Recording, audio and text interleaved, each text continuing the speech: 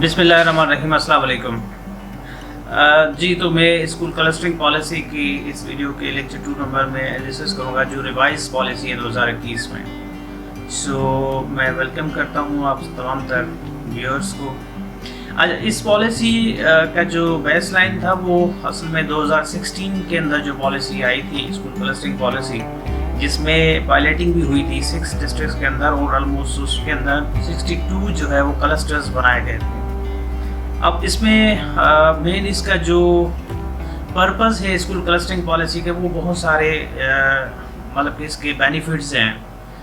उसमें one of them is the two bring good governance, ताकि जो एडमिनिस्ट्रेशन के जो इश्यूज़ हैं, जो वहाँ पे मैनेजरल इश्यूज़ हैं, उनको बेहतर करने की ज़रूरत थी वहाँ पे। तो एक इम्पॉर्टेंट ऑफ कोर्स जब पावर्स आप डिसेंट्रलाइज करना चाहते हैं तो आप किस तरह करेंगे, तो पावर्स को डिसेंट्रलाइज करने के लिए इसको हमने स्कूल क्लस्टरिंग पॉलिसी जो है इसको डिवाइस किया था। फिर दूसरे जो है वो इकोनॉमिकली भी या किसी चीज़ को कॉस्ट इफेक्टिव बनाना। बहुत सारे सीपीडी मॉडल्स आप भी देखते हैं कि उस जो कैस्केड अप्रोच में चलते थे, तो इन चीज़ों को हम लेके आना चाहते थे, तो इनको हम बेहतर तरीके से किस तरह कर सकते हैं। तो फाइनेंशियल जो इश्यूज़ थे, जो डीडीओ पावर्स के इश्यूज़ थे, या प्रॉपर जो स्कूल्स को बजट वगैरह का इश्यूज़, या उनके मेंटेनेंस के इश्यूज़, या प्लस में उसके और बहुत सारे इश्यूज़ हैं जो आप इसको एक इंडिविजुअल स्कूल के लेवल पे आप देखेंगे तो वो मैनेज नहीं है, क्योंकि वो सारे सेंट्रलाइज्ड हैं। सारे डीओ एक ही डीओ जो है या डिस्ट्रिक्ट एडमिनिस्ट्रेशन जो है वो उसको मैनेज कर रही होती है।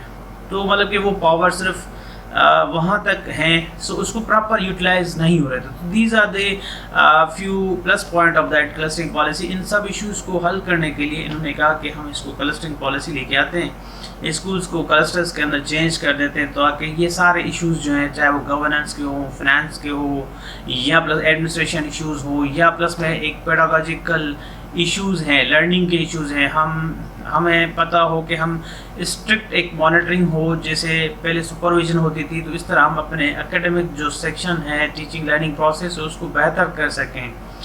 तो ये इसके कुछ इम्पोर्टेंट बेनिफिट्स थे स्कूल क्लस्टरिंग पॉलिसी के। ये उनके ये वो पिलर्स हैं जिनके बेसिस पे इस क्लस्टरिंग पॉलिसी को बनाया गया था। फिर क्या इफेक्टिव इश्यूज़ मतलब एड्रेस किए गए थे, ताकि ये लोग कहते थे कि भाई जो ट्रेनिंग है वो प्रॉपरली जो है वो मैनेज नहीं होती। अगर हम इंडिविजुअल देखें तो हम टीचर्स को इस मॉडल के तहत, इस क्लस्टरिंग पॉलिसी के मॉडल फ्रेमवर्क के तहत हम टीचर्स की प्रोफेशनल डेवलपमेंट बेहतर तरीके से कर सकते हैं। एक तो ये रीज़न था। दूसरा रीज़न इसका बनाने का था कि to transition of students from lower grade to upper, मतलब कि प्राइमरी से बच्चों को एक्सेस नहीं था उस एरिया के अंदर, ताकि वो आगे नेक्स्ट ग्रेड में मूव कर सके। तो दूसरा इशू ये एड्रेस हुआ और इसको भी हल करने की इस क्लस्टरिंग पॉलिसी के अंदर हल किया गया इस इशू को। तीसरी चीज़ है कि जो मैंने ऑलरेडी कहा कि टू इफेक्टिवली मैनेज जो एडमिनिस्ट्रेशन है, उसको भी एडमिनिस्ट्रेटिव मैटर्स हो या एकेडमिक मैनेजमेंट है, वो ज़्यादा इफेक्टिव होगी इस पॉलिसी के तहत। वो कैसे होगी वो भी हम सारे देखेंगे कि फिर जब ये डिसेंट्रलाइज होगा, एक क्लस्टर्स बन जाएंगे, तो फिर इसके अंदर क्या होगा कि आपके ये सारे जो टीओस को सपोर्ट करना, फिर टीओस डीओ को सपोर्ट करना, तो ये data each and everything will be manageable, क्योंकि वो एक पर्टिकुलर क्लस्टर्स के फॉर्म में होगी, तो वो इजीली मैनेज कर सकते हैं। उनका फाइनेंशियल मैटर्स भी इजीली मैनेज कर सकते हैं, उनके स्टाफ को भी मैनेज करना इजी हो जाएगा। तो ये सारी चीज़ें फिर उसके बाद उस एरिया के अंदर, उस क्लस्टर के अंदर बच्चों की असेसमेंट को भी असेस करना, उनकी रिजल्ट्स को लेके फिर उनको इम्प्रूव करने के लिए, तो वो हम बेहतर तरीके से इस पॉलिसी के तहत कर सकते हैं। So these are the very effective addressing issues that are highlighted in the policies। तो ये चीज़ें हैं जो इस पॉलिसी के अंदर हैं। इसके बाद फिर मैंने आपसे कुछ प्रीवियस वीडियो के अंदर क्वेश्चंस किए थे कि इसके अंदर फिर कुछ क्वेश्चंस अराइज होते हैं, जैसे मैंने प्रीवियस में कहा था कि इसके क्या पॉसिबल जवाबात होंगे। तो इस पॉलिसी फ्रेमवर्क को समझने के लिए पहले तो हमें इसका पहला पार्ट है स्कूल क्लस्टर, कि स्कूल क्लस्टर है, फिर स्कूल क्लस्टर हब होता है, क्लस्टर हब स्कूल, फिर क्लस्टर हब का जो है हेड टीचर होता है।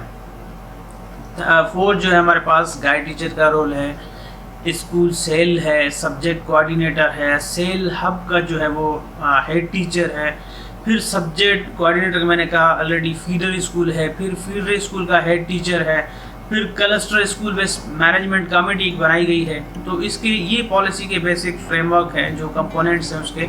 तो वन बाय वन इसको हम डिस्कस करें कि ये क्या चीज़ें हैं और इसको किस तरह इस पॉलिसी के अंदर बनाया गया है। तो these are the very important issues which I am going to discuss with you. So इस वीडियो को देखें आप भी। तो अब हम पहले समझें कि क्लस्टर क्या है और स्कूल के अंदर क्लस्टर हब क्या होता है। तो ये एक ऑर्गेनोग्राम है, आपके सामने होगा। तो इसमें देखें कि दिस वन इज